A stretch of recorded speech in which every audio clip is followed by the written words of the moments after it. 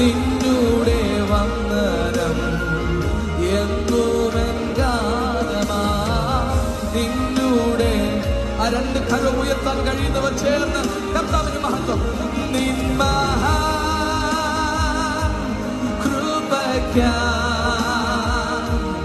അങ്ങേ ഞാൻ സ്തുതിച്ചിടുമെന്നും നിൻ